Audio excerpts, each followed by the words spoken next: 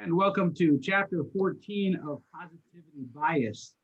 And today we are talking about one of those challenging subjects. Right? When we work on ourselves, when we want to try and improve ourselves, there's this age-old question that comes up of, do we, do we focus on trying to get rid of the negative quality traits, or do we try and focus on the positive traits? Where do we put all of our energies? And there's a long-standing debate in the Jewish philosophical world about this as well.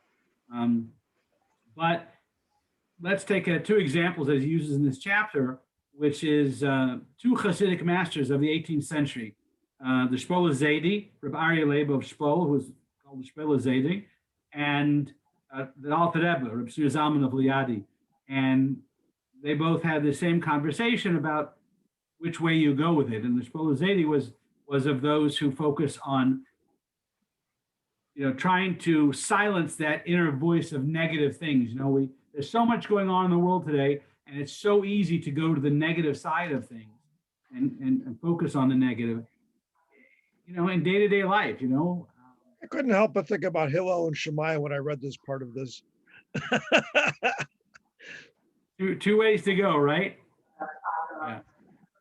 But it's the same thing when we talk about whether we're focusing on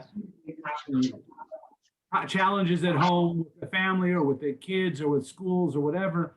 Where do we focus on, and how do we focus our energies on how we respond to things? And so Shpola Zaidi would say, silence the inner negativity voice, to focus on the negative things and the attraction to negative, which has its merits, right? But at the same time, it's kind of paradoxical, is the fact that you end up spending most of your time focusing on the negative character traits. What am I doing wrong? And, how can I silence that? How do I change that? You end up still focusing a lot of the time on the negative. But the Shpola Zaidi, his point was, it quotes from, the David HaMelech, Asur me'ra la'aseh tov, to turn away from evil and do good. That's our job, is to Sur me'ra la'aseh tov. And Shpola Zaidi says it starts with Sur me'ra. That's the first thing that comes up in the pasuk, is turn away from evil. So therefore, one should focus on getting rid of the evil. And he's got a point. I mean, the example he brings is you bring ornate furniture into a house without cleaning it. You're just sitting in the schmutz. No, you have to clean a house, and then you bring things in. So there's a point to that, right? But But he forgets that everything is a work in progress. I think they both acknowledge that everything's in a work in progress. But where do you focus first? And one of the things that I've learned when I was doing, for a while there, I spent some time as a business and life coach. And, we talked about this topic, the same thing in this topic as well. You focus on improving your negative traits, or how do you attack all this stuff, because there's so much of it. And the Reb Shlomo Zalman of Liadi, the Alter Rebbe, he took the opposite side, Aseh Tov, focus on Aseh Tov. And he talks about it almost as if it's a military strategy. Do you spend your time and energy building up a tremendous defense, or do you take an offensive strategy? And what was the old football quote about the best defense is a good offense? Right? Right. It is. And defense will not win the war. And that is a strategy in its own. And that's the Alter Rebbe's point, is that Aseh Tov, if you focus on the Aseh Tov, on focusing on the good things, then you will automatically spend more time doing that and overcome the challenges, because you're focusing on the Aseh Tov. And his counter to what Aryeh Leib was talking about, Shpola Zaidi talked about, his example was you clean a house before you bring in good furniture, right? And so the Alter Rebbe's point was, you wrestle with a dirty opponent, you become dirty. It's unavoidable, right? You focus all of your time on trying to destroy the Yetzer Hara, you spend your time on the Yetzer Hara. That's where your focus is. And so that's, his suggestion is that's not the right way to go. The right way to go really is focusing on the Asay Tov. Now, the funny part about Asay Tov is that there's two parts to Asay Tov. Asay Tov can be me doing good things that I need to do, but Asay Tov can also be focusing outward on someone else. And in working with people that, there's another class I teach that we're talking about Chabesh Labobes, the gate of trust and how do you build trust and things like that. And in that we also talked about, the idea of who has the power to help you, and trusting someone who has the power to help you. And obviously God has the power to help you. Some people have some capacity to help you. But when we talked about, if you're focusing on others, if you want to get out of your own funk, whether it's we're not talking about a chemical depression, but if someone is depressed because of events that are happening, then how do you get out of that depression? Well, depression is coming from focus on self. You focus on someone else, then it's not on yourself, and you're trying to help them. And because you spend your time helping them get out of it, you start to feel good because you're doing something productive and good.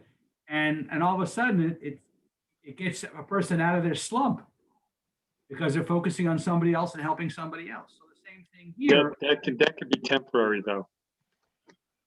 Right, it's a That could be temporary because it doesn't necessarily resolve whatever issues we're putting them into a negative situation. whatever the person is depressed about. Helping someone else doesn't solve what caused their depression. Yes. Yes, right. So it has to be addressed, but at the same time, when we talk about depression, on a chemical level, it drags you down, right? So it creates the opposite of momentum to do something. So if you focus on helping somebody else, then that positive energy empowers you to go back and deal with some of your other challenges and fix those things. But if you're still focused on the negative problems, it just drags you down deeper and deeper, right? So one of the first things to get out of a funk is to not be focused on self, focus on somebody else, do something for them, get the high that comes from that. Then you can go back and kind of deal with some of the things you need to fix. But getting out of that slump, you want to take yourself out of yourself and focus on somebody else. The other thing that Chassidus talks about is light and darkness. The Kabbalists like to use the example of light and darkness, right? So you can't shovel out darkness. You can't get rid of darkness, but you can bring in light and the darkness dissipates of its own. So Chassidus uses that same example when we talk about aseh tov, doing good things and focusing on helping other people. You're adding light to the world. You're adding goodness and kindness to the world. And you focus on those things. That adds light, that adds energy, and that gives you the power to turn around and deal with some of the darker stuff from a positive sense. But you've got to get that positive energy going first. Yeah, but also keep in mind, v'ahavta re'echa kamocha. So you're going to love your neighbor, but you have to love yourself first to be able to love your neighbor. Yes, absolutely. And so I get back to the issue that you just talked about briefly, was that you can help someone and it makes you feel good and that's great and it's temporary until you have to at some point address your own underlying issues. There's still the concept of lashon hara. Everything's lashon hara, ayin hara, yetzer hara. All the evil things the negative things have to be confronted at some point. And I think both Rabbi Leib and the Alter Rebbe, they're both understanding that yes, it's sur meirav v'aseh tov. You have to do both. Right. You have to do both. Right. Yeah. Not taking anything away from the idea of you have to do both. The question becomes, where's your priority? Where's your focus initially? where do you get started in that? And the Alter Rebbe's point is that if you stay focused on just trying to fix yourself, you stay focused on self, you're not getting anywhere. So one has to, incorporate the Asay Tov and which one not to do exclusively, but which one to prioritize. And if you prioritize helping others, it gives you the koyach to then also address your own stuff. And Yeah, oftentimes it gives you and the maybe this particular point in the chapter could have been awarded a little differently, because even going back to Hillel again, if I am not for myself, who will be for me? And if I'm not for my neighbor, I'm, you know what I'm saying? what am I worth? So I mean, yes, it's a balance. It's a balance, and that's really, I think, what he meant. The author meant. Right. The Alter Rebbe talks about it in the sense that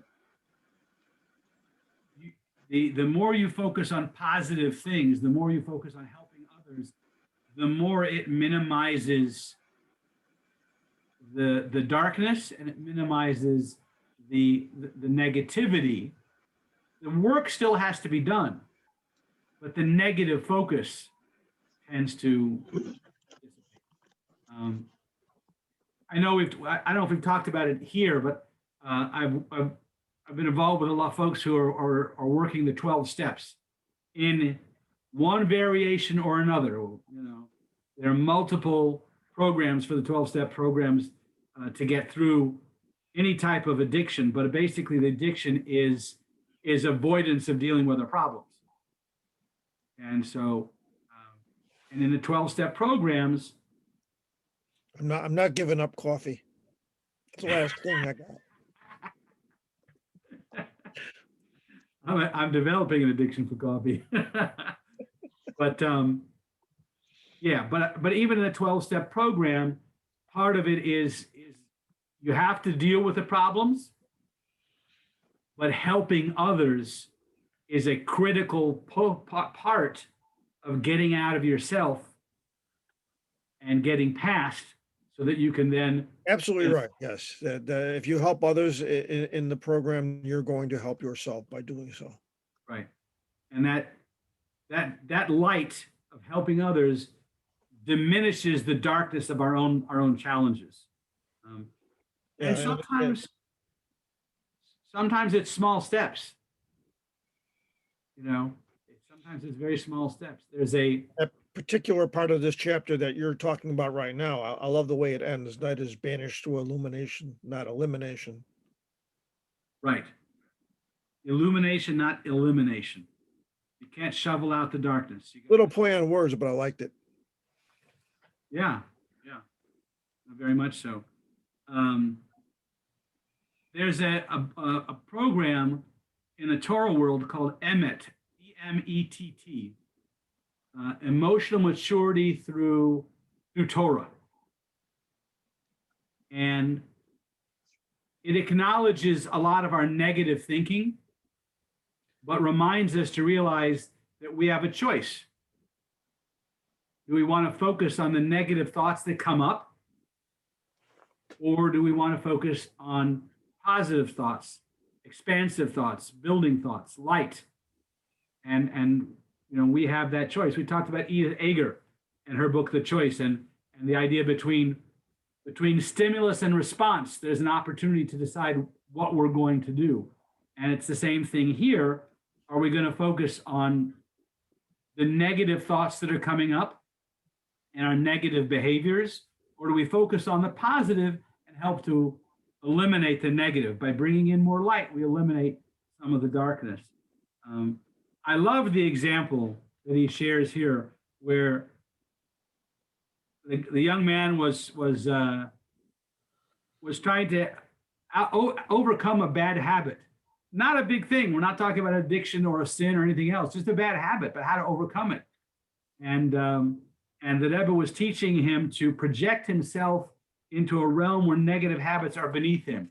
Envision yourself as a hush of a rabbi or a CEO of a company, and a person like that and that level wouldn't behave that way. It would be beneath his dignity to behave that way.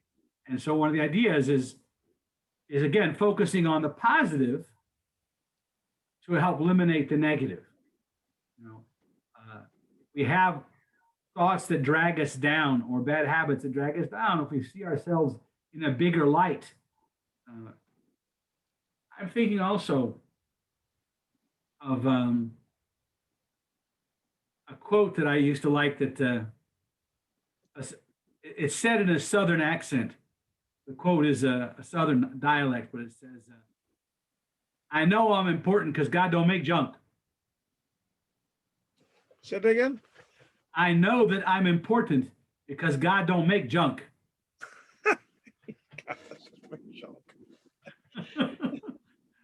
But it's cute. But there's this realization, and Hasidus focuses on this, that every human being is created in the image of God. Every human being has an aspect of godliness to them. We're beneath some of those behaviors. We're above some of those behaviors. We're not animals. You know, we're creating God's image and we shouldn't behave like animals. And just the mere thought of the focus on that godly spirit within us can help us let go of some of the negative tendencies. There's, you know how the radios are, and I forget the proper term for this. I did learn this when I got my ICUT qualification for radio transmitting, but yeah, the radios, you have to click the radio to broadcast, and then you have to let it go to hear it. It's not binary. Push to talk. Push to talk, right? There's a certain degree to which all of us are like that. And I remember my mother teaching me, you know, you can't be listening if you're talking. No, you're right. If you key the mic, you can't hear anything. Yes. And even without the headsets and the mics, you know, it's like in our conversations, right? You can't be listening if you're busy talking. You got to learn to listen. You got 2 ears, one mouth, use them proportionally. So I think about this in the sense that as far as influence, if we're being a positive influence in the world, then we can't absorb negative influences because we're putting out. If you're putting out, you're not taking in, right? So this other story that was shared here about the person who was leaving a yeshiva environment, going to a college environment, very different environment, and a lot of negative opportunities in a college environment where, you know, the average college student is invested in other things just in learning. We won't go into the details, but sex, drugs, rock and roll. But anyway, the idea is that if he was worried about going into that environment, and the devil was explaining to him, if you're influencing others, you're not being influenced. Be a positive influence, and you don't have as much to worry about, right? So stay focused on how you can be a positive influence on things. And in the story he shares here, in retrospect, you know, he was too busy. He was too busy doing good things and being involved in good things that he couldn't get involved in the negative stuff. He didn't have time, right? And that's the quote here from Menachem Mendel of Kutsk, right? He said, I don't expect my Hasidim not to sin. Part of this whole chapter, no time for sin. But go ahead, yes. Right. I expect my Hasidim to be too busy to sin, right? Too busy with positive things, right? And I've always loved this story about Rabbi Yochanan ben Zakkai. And the Alter Rebbe talks about this in Tanya as well. The Gemara says Rabbi Yochanan Zakkai was on his deathbed and his students were gathered around him, and he was concerned because he didn't know like where they're going to take him, you know, high or low, which direction, which path. And the students are like, what? How can you're a tzaddik. You're a Talmud Chacham, a tzaddik, a great sage. How can you not know? But the bottom line is he never took time to do a cheshbon nefesh. He never took the time to say bad, good, the way he was so busy involved in Torah and mitzvahs that he never took the time to do that analysis. And so he really didn't know. Now, I don't think, I'll speak for myself. I don't have that problem. You're too busy? I do know what my problems are, and I do know when I'm wasting time and not doing positive things. It happens all too often, but I see that idea. You know, if you're really too focused, too busy, I did some. This Yeah, is not just our concept, by the way. I mean, I've heard this expression, idle hands are the devil's workshop, and it's right in here with this. Absolutely, absolutely, yeah. I remember in yeshiva,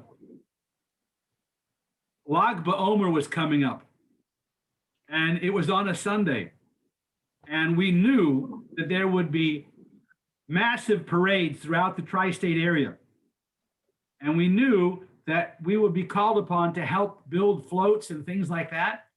And so we wanted to get started. We didn't want to wait till last minute. We wanted to get started. And the Hanhola, the administration of the yeshiva, never gave us time off to do that. We were focused on our studies and they didn't give us time off until literally like 3 days before, like the Wednesday, Thursday, Friday before that Sunday's event. Then they gave us off. By that time, it was such a scramble that the 3 days off was spent totally trying to get the job done. In retrospect, I realized that had we been given 30 days of time to prepare, we would have prepared and a lot of other stuff. Yeah. But given no time to prepare, all of that time off was focused on actually getting it ready because it was now crisis, right? Well, and since you guys are all military here, we've all heard this expression, hurry up and wait. It's just so typical military. And the waiting part is where people get themselves in trouble. Yes. Yeah, absolutely.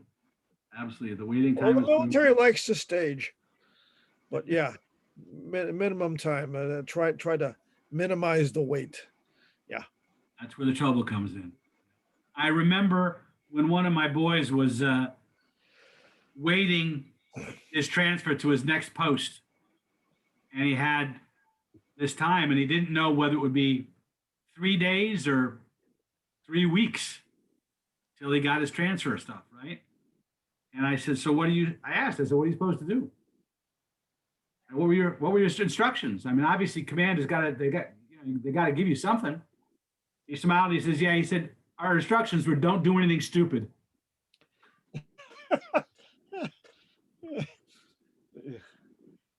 When young people have all this time on their hand with no explicit stuff to get done, Yeah, best to give them a constructive project.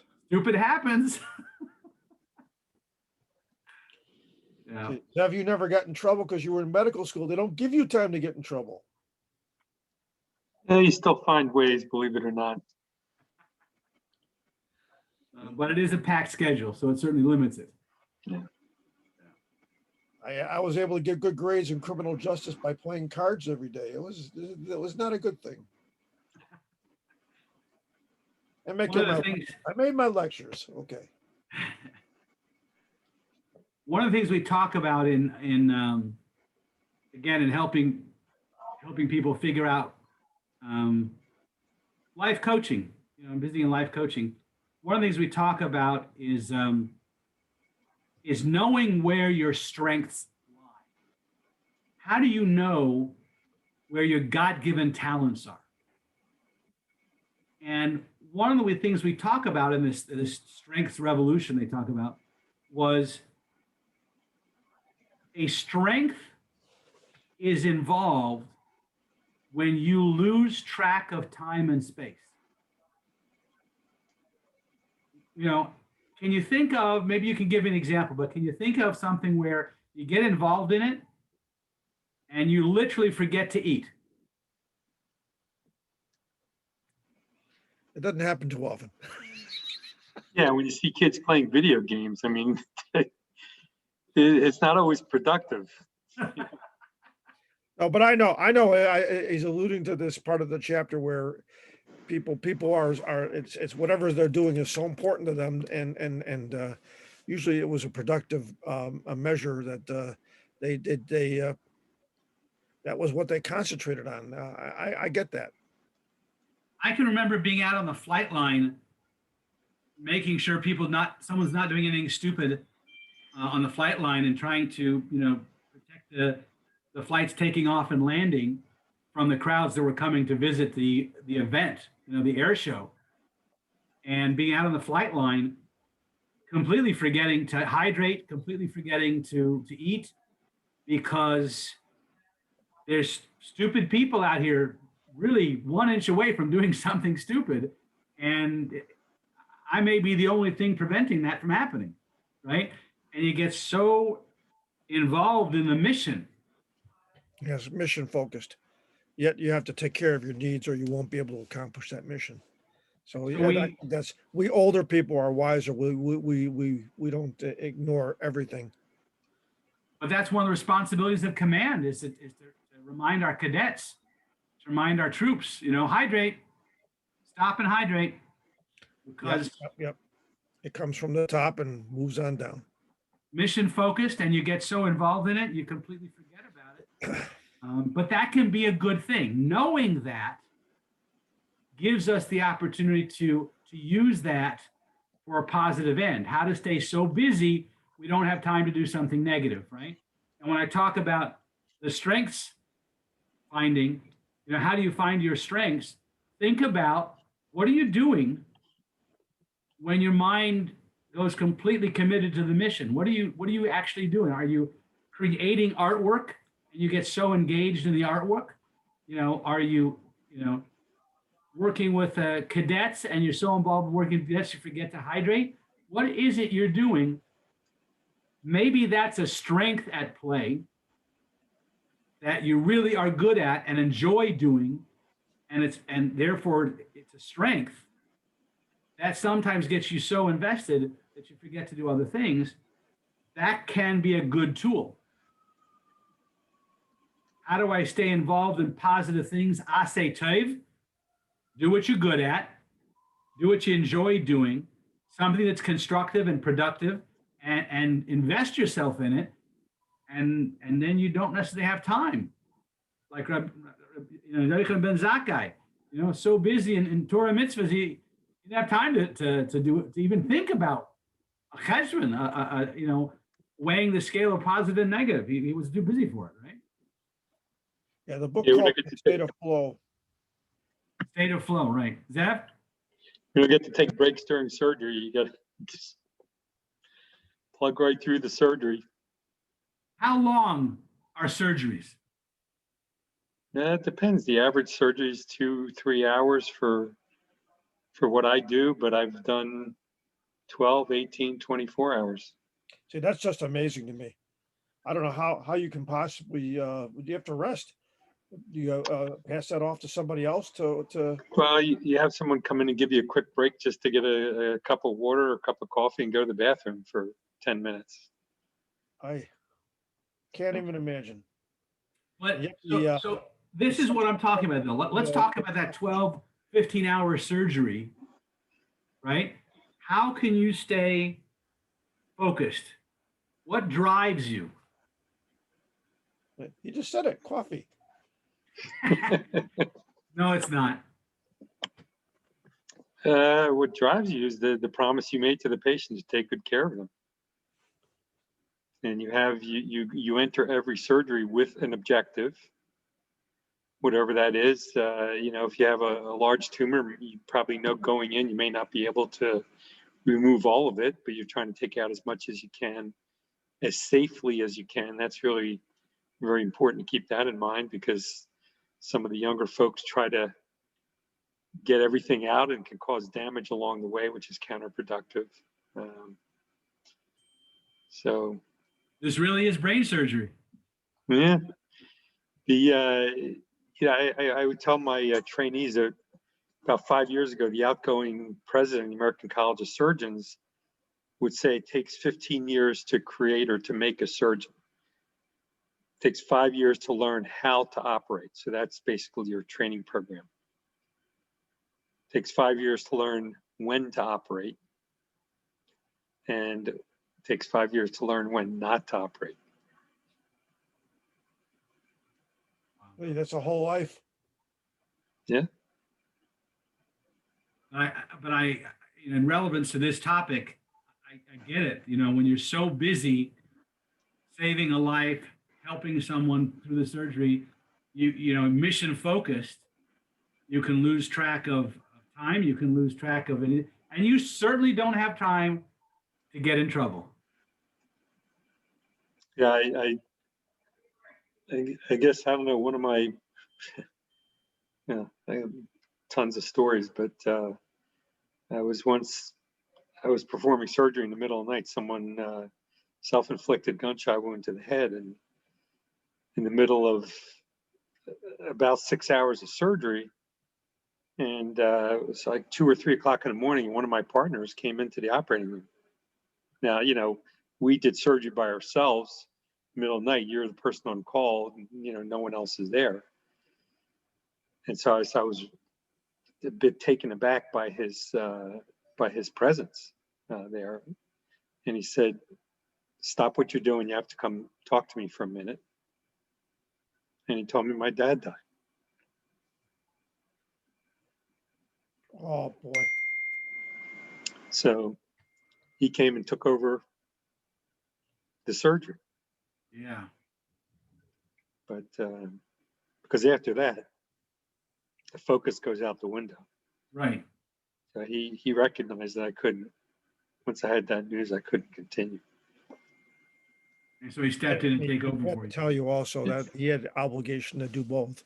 That was yeah, it must have been a difficult situation for him too. Yeah. So the idea again of the focus, I think we've talked about this in another situation, but I bring up the idea here. The Alter Rebbe talks about this in Tanya, about how to handle the Yetzer Hara, that the evil inclination, how to handle, you know, this Sur Me'ara L'aseh Tov. How do you turn away from evil and do good? You know, where do your focus goes, and how to do that. And one of the things the Alter Rebbe talks about in dealing with thoughts that take us away from good things, you know. You use the term sinful thoughts, but it can be anything that's detracting us from what we really should be working on. And so the Alter Rebbe gives the example of if a nudnik comes to your door, right? If a nudnik comes to your door, and you know that if he comes in the house, he's going to waste your time and he's going to drag your head into the muck and the mire, and you don't want that. So when the guy comes to the door, you could invite him in and serve him tea and crumpets, and you know he'll be back often. Or you could go to the door and scream and shout at him about how you hate what he does and the time he wastes and all the negative things, but you're giving him negative attention, so you know he'll be back because he just wants attention. Or you could ignore him. You could completely ignore him, and eventually he'll go away. But the problem with keeping ignoring him is that it's hard to ignore someone who's knocking at the door and knocking at the door and knocking at the door, right? And these thoughts, these negative thoughts, whether they're sinful thoughts or they're just waste our time thoughts, or whether they're drag our head down negative thoughts about the problems of the world today, any of these things, they keep coming back and they're hard to ignore. And the Alter Rebbe's solution is to get busy with something else that's productive. Engage yourself with those things, and the more you're invested and engaged in positive things, you're not distracted by the bad thought knocking at the door, and eventually it'll go away. And when it comes back, if you again redirect your thoughts to something positive, then that thought will eventually go away. And you have to keep doing it until those ideas give up, right? So it's the same thing with negative thoughts or negative activities. If we focus on positive things, the negative stuff by itself starts to go away, right? Again, the quote that he closes here with you, Jeff, you were sharing here, is that, you know, if we're the only way to get rid of the light, to get rid of the darkness, is to focus on bringing in light, and the darkness will dissipate of its own. And so that's the same thing. Good quotes in this chapter, but you know, I see both of these yitzers is you, yes, you want to do good, but you need that other inclination also, because it motivates you. Without it, you know, if you just want to do good, what maybe, you know, if you didn't want to take care of, if you didn't have a little bit of selfishness, you know, you wouldn't have the drive, the ambition to do anything. Right. So you have to turn it around and focus on the positive with it. So yeah, it's got to be used the right way. Yes, exactly. Fantastic. Yeah. So bottom line, between sur meira lase tev, turn from evil and do good, the Chabad Hasidus teaches focus on doing good. You do have to deal with the negative. You can't ignore it completely. You do have to address those issues and overcome them. But the best way to deal with it is by focusing on positive, doing positive, and by the more positive things we do, the less negative we have to deal with. And some of it will dissipate on its own. And that the rest of it we do have to acknowledge and address those issues and overcome them. But oftentimes the best way to address them is to focus on doing more positive. The more positives that we do, the less time we have for anything negative, whether that's thoughts, speech, or action. Excellent. Well, thank you for. Oh, wait. You got to close on that last line of this chapter. It is such a good line. Go for it. Do good always and in all ways. Yeah, I just love that last line. Do good always and in all ways. Absolutely.